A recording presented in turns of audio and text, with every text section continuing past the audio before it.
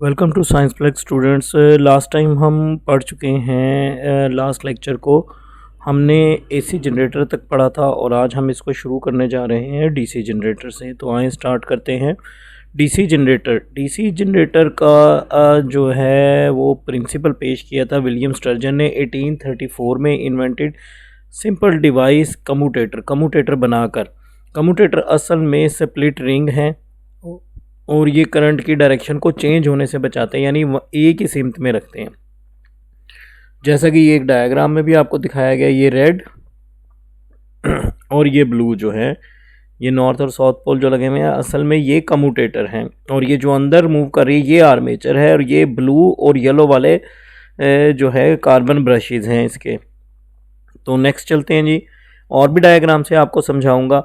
इसका जो work principle है वो Faraday's law of electromagnetic induction ही है, जैसा कि पहले था एसी जनरेटर का। तो इसी तरह इसकी कंस्ट्रक्शन में क्या फ़र्क है, एसी मोटर डीसी मोटर ये क्या है, इसको भी पढ़ते हैं। A motor is a device which converts the electrical energy into mechanical energy. जबकि जनरेटर क्या करता है कि वो मैकेनिकल एनर्जी को इलेक्ट्रिकल में कन्वर्ट करता है। तो ये एक मोटर है, आप देख सकते हैं। ये इसका रोटर है, रोटर नज़र आ रहा है, कॉयल नज़र आ रही है, कार्बन ब्रशेज नज़र आ रही है, मोटर की शाफ्ट नज़र आ रही है हमें, और ये जो चीज़ है ये मैग्नेट्स हैं मोटर के। तो ये एक डीसी मोटर है, और डीसी मोटर में ये जो आपको नज़र आ रहे हैं ये वाले, ये कम्यूटेटर्स हैं। और यहाँ येलो कम्यूटेटर बहुत तेज़ी से मूव कर रहे हैं। तो असल में कम्यूटेटर का काम होता है कि वो करंट की डायरेक्शन को चेंज होने से बचाते हैं। इससे पहले कि करंट अपनी डायरेक्शन चेंज करे, कम्यूटेटर अपनी डायरेक्शन चेंज करके करंट को वन साइड वन ही रखते हैं। प्रिंसिपल क्या है इसका, a current carrying conductor placed in a magnetic field experiences a force. यानी मोटर का, और आप कह सकते हैं कि गैल्वानोमीटर का प्रिंसिपल सेम होता है। जर्क प्रॉब्लम, अब जर्क प्रॉब्लम क्या है, a little problem rises due to the commutator that is torque vanishes each time. असल में क्या होगा कि जब भी आप ये कॉयल देख रहे हैं ये इस गैप में आएगी, ये जो कम्यूटेटर के गैप हैं इन गैप्स में आएगी, तो उसको एक जर्क फील होता है। तो उस जर्क को हमने बचाना होता है। The current changes its direction, और ये कैसे होगा जब करंट इसकी डायरेक्शन चेंज करेगा, this jerk in the smooth running of armature. ये जर्क क्रिएट होते हैं स्मूथ रनिंग ऑफ आर्मेचर में।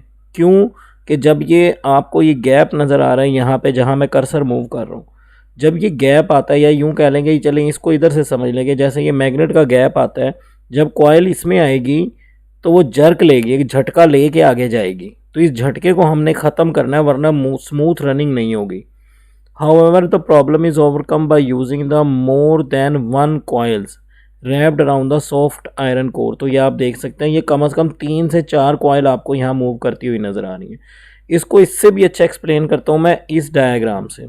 ज़रा ये देखें, ये वो 3 कॉयल हैं, और असल में होता क्या है कि अगर एक कॉयल इस गैप में आ भी जाए, जैसा कि ये गैप आपको ऊपर नज़र आ रहा है, इसमें एक कॉयल गैप में होगी तो दूसरी कम्यूटेटर के साथ अटैच हो जाएगी, और अगर पहली डिटैच होगी तो दूसरी अटैच होगी, दूसरी डिटैच होगी तो तीसरी अटैच होगी। तो इस तरह क्या होगा, हमेशा कोई ना कोई कॉयल, एक कॉयल कम्यूटेटर के साथ जुड़ी रहती है और वो उसकी स्मूथ रनिंग बना देती है। तो ये स्मूथ रनिंग है, ये आप देखते हैं ये जर्क अवॉइड हो रहा है। और ये जो आपको रेड कलर का रिंग नज़र आ रहा है ना, ये असल में आपको रिप्रेजेंट कर रहा है कि हमेशा एक ना एक रिंग, एक ना एक कॉयल के साथ जुड़ा हुआ है। तो ये जर्क को अवॉइड करेगा, वरना ये इस गैप में, ये जो ब्लू और रेड जो गैप नज़र आ रहा है, ब्लू और रेड प्लेट्स के दरमियान आपको जो गैप नज़र आ रहा है, इस गैप में आके इसको जर्क लगेगा, झटका लगेगा, और झटके से कॉयल आगे गिरेगी।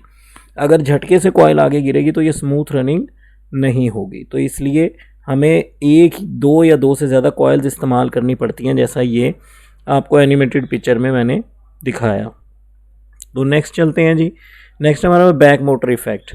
अब बैक मोटर इफ़ेक्ट है क्या, असल में जब आप किसी भी चीज़ को, किसी भी कॉयल को मैग्नेटिक फील्ड में मूव करते हैं तो उसके अप्लाइड फोर्स के अगेंस्ट एक कपल पैदा हो जाता है। तो वो ही असल में बैक मोटर इफ़ेक्ट का रीज़न बनता है। The field exerts a force on current carrying coil shows in figure, जैसा कि ये आपको नज़र आ रही है, ये देखें। तो तो ये एक जो है कपल बन गया F1 F2। अब इसके अगेंस्ट एक कपल पैदा हो जाएगा, force acting on left side जैसा कि कॉइल में नज़र आ रही है, whereas an equal and opposite force of the right side पे एक इक्वल एंड अपोजिट फोर्स पैदा होगी जो कि होगी मैग्नेटिक फील्ड की वजह से। These forces such that they producing an anti clockwise torque opposite the rotational motion of the coil. तो यही लेंज़ेस लॉ ने भी कहा था कि अप्लाइड फोर्स के अगेंस्ट हमेशा एक मैग्नेटिक फोर्स पैदा हो जाती है और वो मैग्नेटिक फोर्स ही असल में बैक मोटर इफेक्ट को जन्म देती है। Larger than the current drawn greater is the counter torque produce. It means more mechanical energy is required to keep the coil rotating with constant angular speed. This is an agreement with the law of conservation of energy. तो law of conservation energy को ही लेंज़ेस law भी follow करता है। तो असल में यहाँ भी आप इसको लेंज़ेस लॉ के तौर पे भी ले सकते हैं कि अप्लाइड फोर्स के अप्लाइड कपल के अगेंस्ट एक मैग्नेटिक कपल फोर्सेस पैदा हो जाती हैं जो कॉइल को रोकने की कोशिश करती हैं और उसी को हम कहते हैं बैक मोटर इफ़ेक्ट। नेक्स्ट है जी हमारे पास ट्रांसफार्मर, देख लेते हैं। An electrical device which increase और डिक्रीज़ द अल्टरनेटिंग वोल्टेज। तो याद रखिएगा ये सिर्फ वोल्टेज को इंक्रीज़ और डिक्रीज़ करता है। इसका प्रिंसिपल क्या है? म्यूचुअल इंडक्शन, यानी म्यूचुअल इंडक्शन के प्रिंसिपल पर काम करते हैं। तो कंस्ट्रक्शन में इसकी डायग्राम देख लेते हैं। कंस्ट्रक्शन में इसकी दो कॉइल होती हैं, एक प्राइमरी कॉइल होती है और एक सेकेंडरी कॉइल होती है। प्राइमरी कॉइल हमेशा किसी न किसी एसी सोर्स के साथ जुड़ी होती है और जो सेकेंडरी कॉइल है वो लोड के साथ जुड़ी होती है और इनका आपस में कोई भी वायरल कनेक्शन नहीं होता। ये कोई वायर कनेक्शन नहीं होती बल्कि एक कोर पे लिपटी होती हैं और मैग्नेटिकली लिंक्ड होती हैं। तो ये आप देख सकते हैं, ये प्राइमरी कॉइल है, ये रेड वाली सेकेंडरी कॉइल है। तो यहाँ पे जब करंट चेंज होगा तो इस तरह ये मैग्नेटिक लाइन छोड़ेंगे और ये मैग्नेटिक फ्लक्स इस ये पर्पल कलर की कोर के थ्रू ये रेड वाली सेकेंडरी कॉइल्स में फ्लक्स को चेंज करेगा। और हम ये पढ़ चुके हैं Faraday's law of electromagnetic induction में भी कि जब किसी भी कॉइल में करंट चेंज हो तो उसमें इंड्यूस्ड ईएमएफ पैदा होगी। तो इस तरह यहाँ इंड्यूस्ड ईएमएफ पैदा हो जाएगी। तो ये भी आप देख सकते हैं, ये इसकी स्मूथ वर्किंग देख सकते हैं। अभी यहाँ पे जब करंट आएगा तो ये ब्लू वाली लाइनें असल में ये देखें ये कोर के थ्रू फ्लक्स चेंज कर रही हैं। तो ये सेकेंडरी, प्राइमरी में करंट चेंज होगा और सेकेंडरी में फ्लक्स चेंज होगा और सेकेंडरी में फिर इंड्यूस्ड ईएमएफ पैदा हो जाएगी। ट्रांसफार्मर, अब इसकी दो टाइप है, step up transformer. Step up transformer क्या होगा? ऐसा ट्रांसफार्मर जिसके नंबर ऑफ टर्न सेकेंडरी में ज़्यादा और प्राइमरी में कम हो, तो फिर सेकेंडरी के वोल्टेज भी ज़्यादा होंगे। जैसा कि ये आपको नज़र आ रहे हैं, ये देखिए ये प्राइमरी के टर्न्स कम है, सेकेंडरी के ज़्यादा, तो ये एक स्टेप अप ट्रांसफार्मर है। तो स्टेप डाउन इसका उल्टा है, प्राइमरी में नंबर ऑफ टर्न ज़्यादा हो और सेकेंडरी में कम हो तो उसके वोल्टेज भी कम होंगे। हमारी गली के कॉर्नर्स पे जो डोमेस्टिक ट्रांसफार्मर लगे हुए हैं ये तमाम के तमाम क्या है? स्टेप डाउन ट्रांसफार्मर हैं, क्योंकि 11,000 वोल्ट की ट्रांसमिशन लाइन से उनकी इनपुट अटैच है, यानी ये प्राइमरी अटैच है और सेकेंडरी ये हमारे घरों में आ रही है। ये सेकेंडरी असल में हमारे घरों में सप्लाई दे रही है। तो हमारे घरों में तो प्रिंसिपल वोल्टेज 220 आता है, रिसीव कितना हो रहा है प्राइमरी को? 11,000, लेकिन घरों में कितना आ रहा है? 220 वोल्ट, यानी 220 वोल्ट। इसका मतलब ये हुआ कि जो डोमेस्टिक ट्रांसफार्मर हमारी गली या सड़कों पे लगे हुए हैं वो दरअसल स्टेप डाउन ट्रांसफार्मर्स हैं। तो EMF induced in the primary coil as well as in the secondary coil due to change of flux.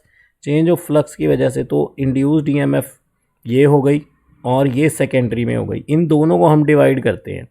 जब डिवाइड करते हैं तो V S over V P is equal to N S over N P. इसको turn ratio भी कहते हैं, transformer turn ratio भी कहते हैं इसको। आइडियल ट्रांसफार्मर क्या है? For an ideal transformer input power is equal to the output power, यानी जितना, वैसे ये मुश्किल है, हो नहीं सकता, इसीलिए लिखा है आइडियल ट्रांसफार्मर। तो जितना इनपुट होगा उतना ही आउटपुट हो, ये मुमकिन नहीं है एक्चुअली, लेकिन हमने यहाँ पे कंसिडर किया कुछ चीज़ों को एक्सप्लेन करने के लिए। तो ये प्राइमरी की इनपुट पावर है और ये सेकेंडरी पे आउटपुट पावर है। जब हम इनको डिवाइड करेंगे तो आप ये देखें कि ये हमारे पास रिलेशन बन जाएगा और यहाँ से हमें नज़र आ रहा है कि current inversely proportional to the voltage. असल में ये ट्रांसमिशन लाइन का प्रिंसिपल है। जो ट्रांसमिशन लाइंस हैं या ट्रांसफार्मर है उस पर ओहम लॉ एप्लीकेबल नहीं होता, याद रखिएगा। इसलिए यहाँ पे आपको नज़र आ रहा होगा इस रिलेशन के थ्रू, current is inversely proportional to voltage. असल में अब इसको यूँ समझें, इलेक्ट्रॉन है बहुत बड़े, अगर हम कहें कि 11,000 वोल्ट की जगह मैं बोलूं कि 11,000 एम्पेयर की वायर है, तो 11,000 एम्पेयर का मतलब है एक कैस्केड, एक बहुत बड़ा ग्रुप, एक बहुत करोड़ों अरबों इलेक्ट्रॉन उसके अंदर फ़्लो कर रहे हैं। और जब वो इलेक्ट्रॉन फ़्लो करेंगे तो ऑब्वियसली वो वायर के एटम से टकरा के बहुत हैवी क्या करेंगे, रेजिस्टेंस कॉज करेंगे, और वो रेजिस्टेंस तार को पिघला भी सकती है। तो ज़रा अब आप गौर करें, हम ट्रांसमिशन करंट की सूरत में नहीं करते बल्कि वोल्टेज की सूरत में करते हैं, क्योंकि ये रिलेशन हमें बता रहा है, जिस पे मैं कर्सर मूव कर रहा हूँ, कि यहाँ से हमें पता लग रहा है जितना वोल्टेज ज़्यादा होगा करंट उतना ही कम होगा।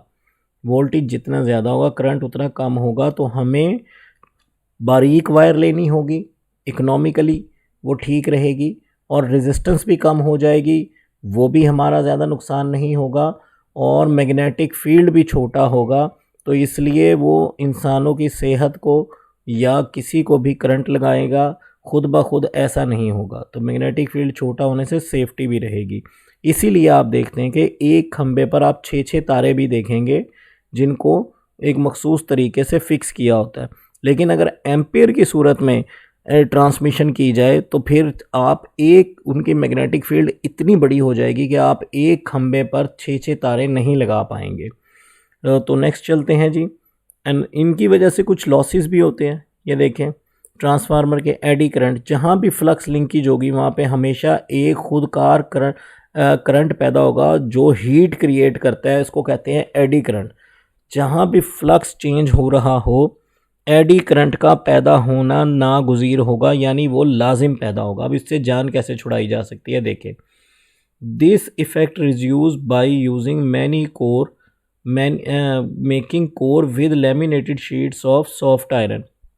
यानी पहले एक तय लगाएंगे, फिर उसको लेमिनेटेड शीट से बनाएंगे, फिर दूसरी तय, फिर तीसरी तय कोर की। तो इससे क्या होगा, जो पहली तय, अब फ्लक्स अभी भी चेंज होगा कोर के अंदर, लेकिन आप देखेंगे कि होगा क्या। अब जो कोर के अंदर करंट चेंज होगा असल में वो आगे ट्रांसफ़र नहीं होगा, लेमिनेशन की वजह से वो उसी परत के अंदर, उसी तय के अंदर, उसी शीट के अंदर रहेगा जिसमें पैदा हुआ। फिर दूसरी में भी होगा, वो दूसरी के अंदर ही रहेगा। फिर इसी तरह तीसरी में भी इंड्यूस करंट होगा, लेकिन वो उन्हीं के पास रहेगा। लेकिन अगर ये लेमिनेटेड ना की जाए तो क्या होगा, पहली शीट का करंट दूसरी को ट्रांसफ़र होगा, दोनों का मिलके तीसरी को ट्रांसफ़र होगा, तीनों का मिलके आगे फोर्थ को ट्रांसफ़र होगा, और इस तरह करंट बढ़ता जाएगा, हीट भी बढ़ती जाएगी। तो इस तरह कोर पिघल जाएगी, इतनी हीट हो जाएगी। तो इसलिए लेमिनेटेड शीट से कोर को बनाया जाता है ट्रांसफार्मर की, जिस पर कॉइल्स लपेटी होती हैं। Hysteresis loss, heat produces due to magnetising और डीमैग्नेटाइजिंग द कोर मटेरियल। अब आपको पता है, मैंने अभी डायग्राम से भी आपको बताया, मैं एक दफ़ा फिर से दिखा देता हूँ कि आप देख सकते हैं कि इस कोर को आप मैग्नेटाइज कर रहे हैं ना, ये देखें, ये मैग्नेटिक करंट आ रहा है इसके अंदर, ये मैग्नेटिक लाइंस आ रही हैं, तो ये मैग्नेटाइज भी होगी और डीमैग्नेटाइज भी। इसके मैग्नेटाइज और डीमैग्नेटाइज होने से जो करंट, जो हीट पैदा होगी उसको हम कहते हैं हिस्टेरेसिस लॉस। अब इसको कैसे दूर किया जा सकता है, इसको दूर ऐसे किया जा सकता है, ये जो ग्रे कलर की कोर है इसको बनाया ऐसे मटेरियल से जाए, यानी सॉफ्ट आयरन से बनाया जाए, जो जल्दी मैग्नेटाइज हो जाए और जल्दी डीमैग्नेटाइज हो जाए। तो फिर क्या होगा कि एडी करंट जो है वो भी कम होगा और हिस्टेरेसिस लॉस भी बहुत कम होगा। तो इस तरह कोर और प्राइमरी और सेकेंडरी कॉइल्स गर्म नहीं होंगी और लॉस हमारा कम होगा। ये जी सिंबल है, आप देख सकते हैं ट्रांसफार्मर का। तो यहीं से आप ट्रांसफार्मर की एफिशिएंसी भी बता सकते हैं कि देखें, कॉइल्स को करीब करीब बनाएं, एक दूसरे के बिल्कुल आमने सामने बताएं, ताकि फ्लक्स लिंकेज मैक्सिमम हो। जब फ्लक्स लिंकेज मैक्सिमम होगी तो उसकी एफिशिएंसी भी मैक्सिमम होगी। जैसा कि यहाँ लिखा है मैंने, देखें, ज़रा गौर करें, the resistance of coil should be very small, इससे लॉस कम होगा तो एफिशिएंसी बढ़ जाएगी। प्राइमरी या secondary coil must be close to each other, close करने से फ्लक्स मैक्सिमम चेंज होगा प्राइमरी में से सेकेंडरी की तरफ। Primary and secondary coils must be faced each other, वो बिल्कुल एक दूसरे के सामने होनी चाहिए, ये ना हो करीब तो हों लेकिन ऊपर नीचे हों, ऊपर नीचे होंगी तो फिर भी फ्लक्स ज़ाया हो सकता है। The losses must be reduce by certain process and methods, और इसके अलावा भी बहुत सारे मेथड और प्रोसेस हो सकते हैं, जैसे हमारे जो डोमेस्टिक ट्रांसफार्मर हैं उनकी कोर को एक ऑयल में डुबो दिया जाता है ताकि हीट लॉसेस को मज़ीद कम किया जा सके। ये एफिशिएंसी का फार्मूला है, output over input multiplied by 100। तो एफिशिएंसी को हमेशा, क्योंकि 100% से कम होती है तो इसको हमेशा परसेंटेज में ज़ाहिर किया जाता है। याद रखिएगा, ट्रांसफार्मर और जनरेटर भी और ट्रांसफार्मर भी दोनों ऐसे डिवाइस हैं जिनकी एफिशिएंसी 98% भी हो सकती है। तो ये हमारा आज का लेक्चर था। आज इलेक्ट्रोमैग्नेटिक इंडक्शन कंप्लीट हो गया है। अल्लाह हाफिज़।